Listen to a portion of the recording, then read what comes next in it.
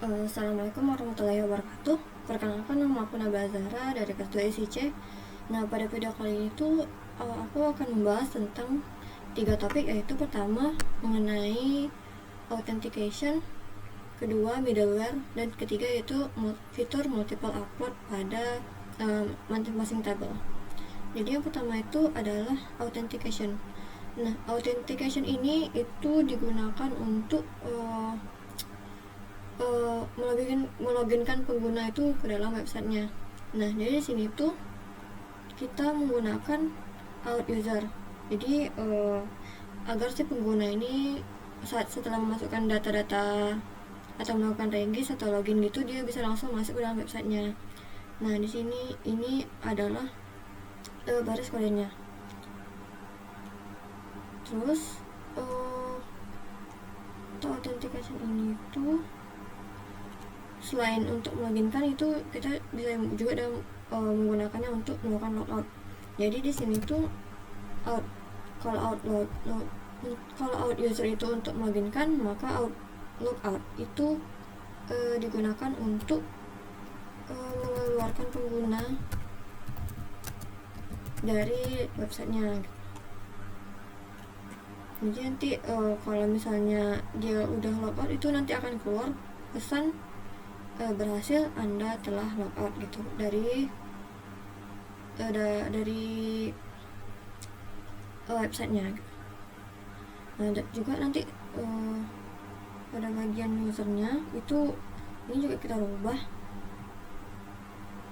untuk memastikan siapa aja yang bisa masuk ke dalam websitenya. Nah, sebelumnya itu karena udah ada nama, email, dan password, sekarang kita tambah dengan adanya role. Jadi role itu nanti digunakan untuk mensortir siapa aja yang bisa masuk.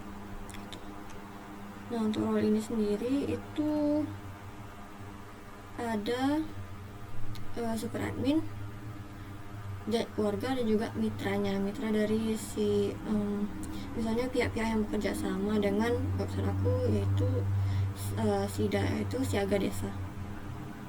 Nah, jadi di sini ini ada semua. Jadi misalnya kalau kita menerapkan itu tuh, misalnya kita masuk dulu ke dalam dashboardnya.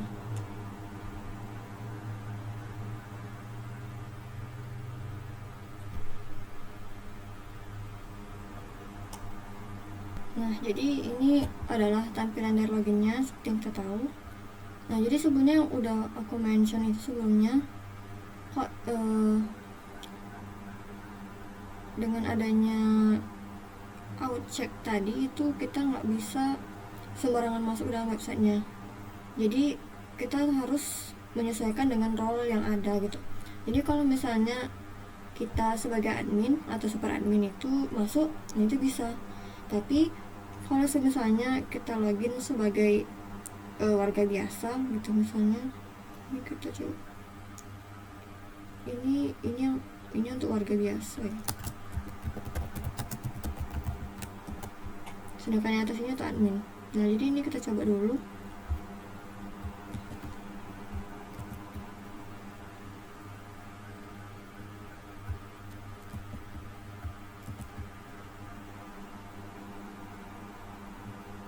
Nah, karena kita merupakan warga biasa, jadi keluar sebuah peringatan seperti ini.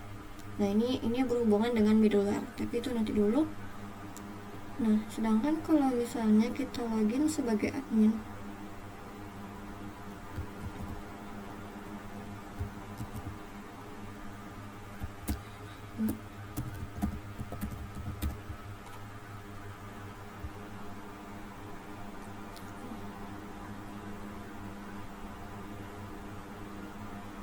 ini kita ulang aja kalau gitu.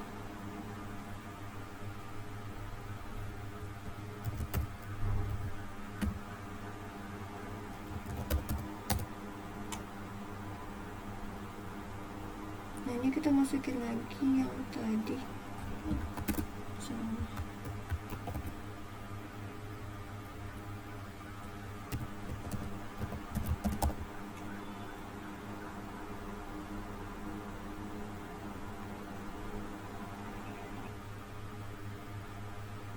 Nah, ini kalau misalnya kita login sebagai super admin ya.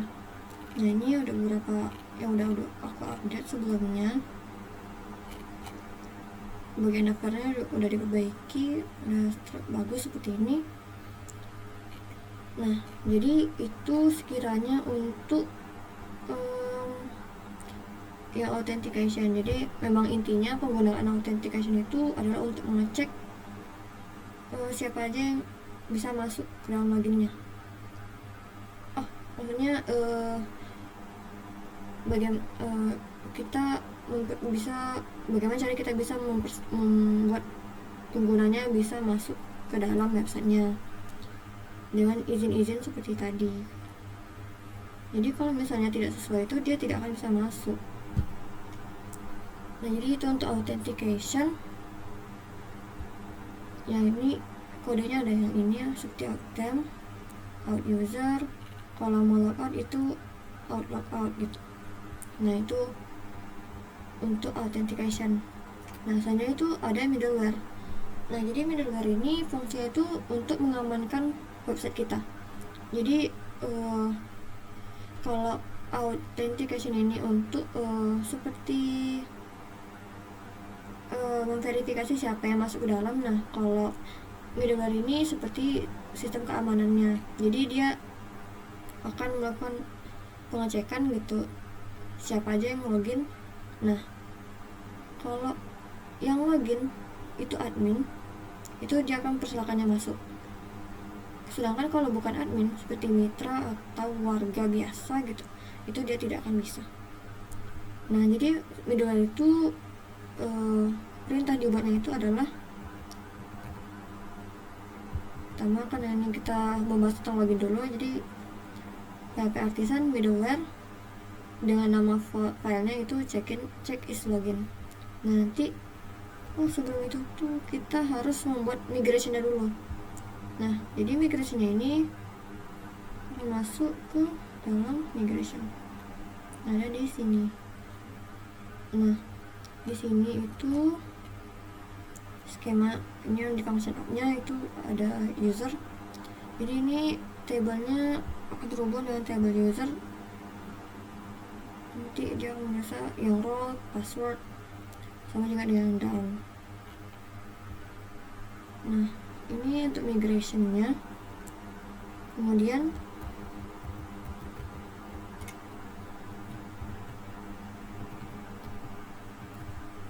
setelah itu kita harus membuat middleware. Nah, yang check is login tadi. Nah, saat kita mengeronkan perintah tadi itu langsung muncul folder middleware seperti ini, dan yang udah ada file check is login di dalamnya. Nah, disinilah bagian sistemnya itu melakukan pengecekan gitu.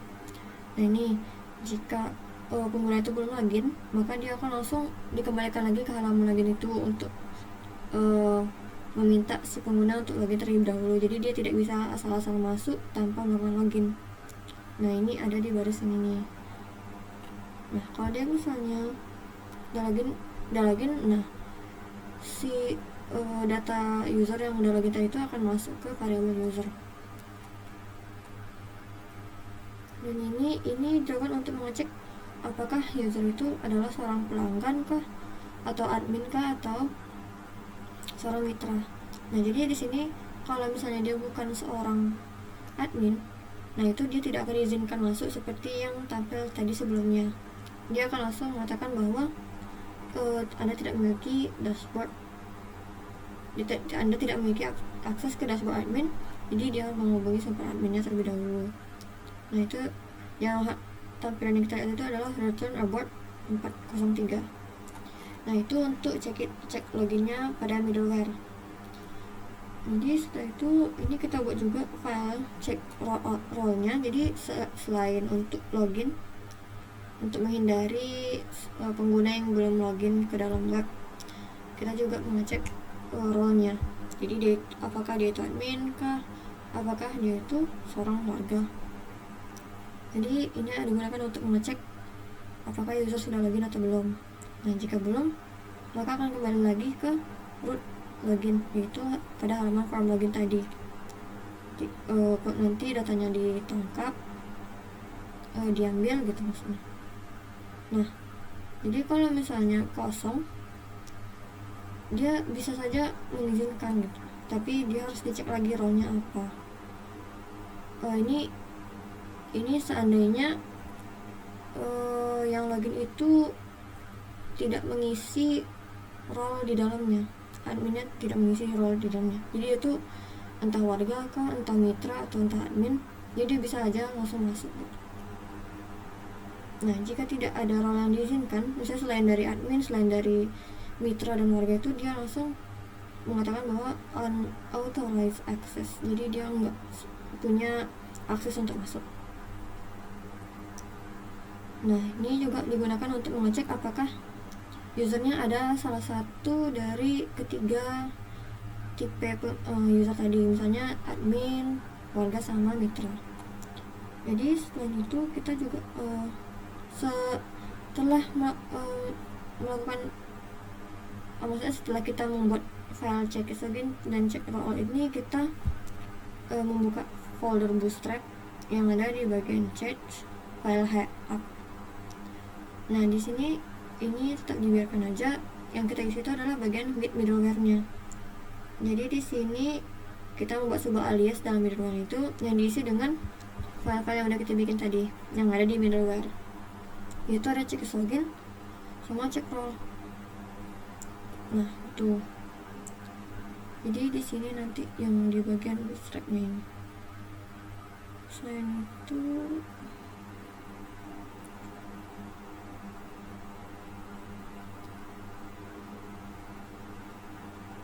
jadi ini kita coba cek dulu siapa aja, karena aku udah login sebagai admin, jadi aku bisa langsung masuk. Iya, ada yang ketinggalan. Ini bagian root itu paling penting dalam menjalankan middleware-nya, karena di sini adalah perintahnya. Jadi di sini aku udah tandain mana root yang nggak memerlukan middleware sama root yang memerlukan middleware dan harus login dulu. Nah, di sini root yang membutuhkan login ada. Jadi middleware itu bisa ada dua jenis kalau tidak salah. Jadi yang pertama itu dia bisa digunakan untuk banyak root sekaligus, seperti contoh baris yang ini.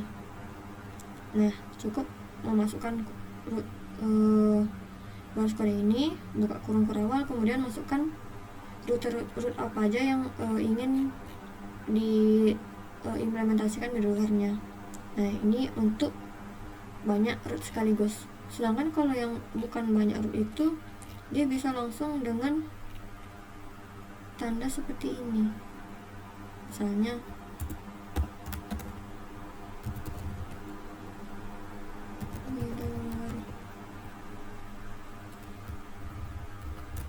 middleware, kemudian masukkan nama dari file yang akan di middleware itu.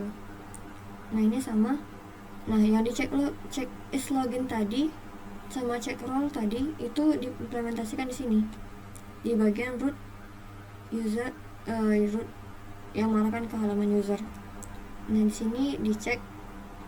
Jadi di bagian role-nya itu udah ditetapkan di set gitu bahwa role yang hanya yang memiliki akses penuh itu hanyalah super admin. Selain dari super admin itu tidak diizinkan untuk masuk. Nah, sedangkan ini kalau misalnya kita belum melakukan login, kita tidak bisa masuk. Misalnya kita tidak bisa mengakses dashboard, kita tidak bisa mengakses halaman kejadian, warga, posko, sampai donasi, itu tidak bisa. Nah, itu jika kita menggunakan middleware yang ini, yang checklist login. Nah, sedangkan yang ini selain dari loginnya, dia juga dicek dengan role-nya. Jadi kalau udah login, dicek juga role-nya apakah dia admin atau bukan. Nah, di sini karena sudah di set super admin, jadi hanya super admin saja yang bisa masuk ke dalam. Dan itu sekiranya untuk yang middleware. Nah, untuk yang satu lagi topik yang terakhir yaitu multiple file upload. Nah, yang ada di, misalnya kita pertama kita lihat dulu di bagian tabel paling pertama. Nah di sini. Jadi multiple file upload ini kita gunakan agar misalnya pada tabel kejadian ini kita bisa menginput foto-foto dokumentasi selama kejadian bencana itu berlangsung. Jadi ada dokumentasinya untuk dilihat gitu. Nah itu ada pada bagian sini yang multiple file uploadnya.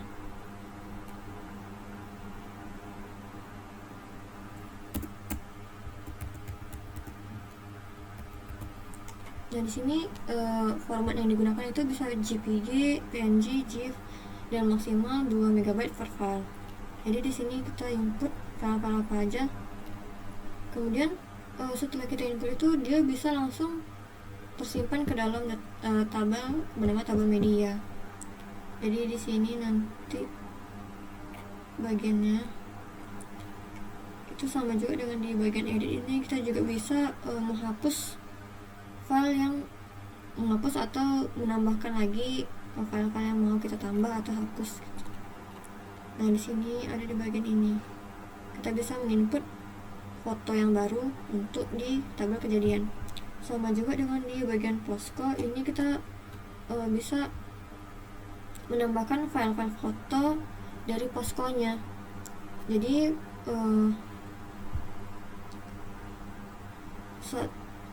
setelah foto-foto yang diinput itu akan disimpan langsung, kemudian saat kita melihat di halaman detailnya nanti itu bisa kita lihat, bahkan kita download juga bisa.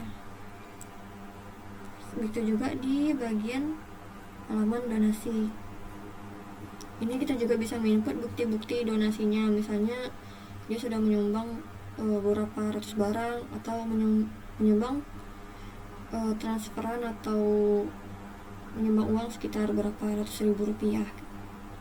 Nah dan semua itu ada pada tabel media ini. Nah jadi sini tabel nama tabel media, primary key-nya media ID. Ini isinya ada ref table, ID, name, caption, sort order, bisa di semuanya. Jadi di sini tidak salah. Nah, di sini. Jadi di sini pada masing-masing file controller ini itu ada misalnya kalau untuk donasi itu ada bukti donasinya. Jadi disimpan di sini di bagian di sini. Kemudian bisa langsung di-up karena di sini fungsi untuk menguploadnya tuh. Kemudian karena tadi tersimpan di tabel media di modul media, jadi file yang mau kita inputkan itu akan langsung maksudnya akan langsung tersimpan ke dalam sini. Jadi tinggal diambil aja dengan memanggil variable file, kemudian kita panggil lagi kelas medianya. Sama juga dengan kejadian sini validasi fotos, juga dengan root atau controller lainnya. Jadi sini ada bukti donasi, foto poskonya juga akan tersimpan ke dalam tabel media. Nah, untuk implementasinya itu kita bisa lihat misalnya di kejadian bencana ini. Nah di sini memang tidak terlihat file-file yang sudah diupload, tapi saat kita lihat detailnya, nah dia akan memperlihatkan galeri foto kejadian yang sudah diinput ke, misalnya di sini pada angin puting beliung. Nah ini bisa kita edit, atau misalnya kita edit mau kita hapus gitu misalnya kan. Ini aja klik untuk memilih foto yang akan dihapus, jadi tinggal diklik, atau kita mau nambah, jadi kita hapus, kemudian kita tambahkan lagi foto yang baru, jadi dia akan langsung muncul dengan gambar-gambar seperti ini. Ya baik, jadi sekian penjelasan saya untuk untuk penjelasan tentang authentication, middleware, sama multiple upload ini tadi. Jika saya ada salah-salah penjelasan atau kurang dalam penjelasannya dan membingungkan, saya mohon maaf. Assalamualaikum warahmatullahi wabarakatuh.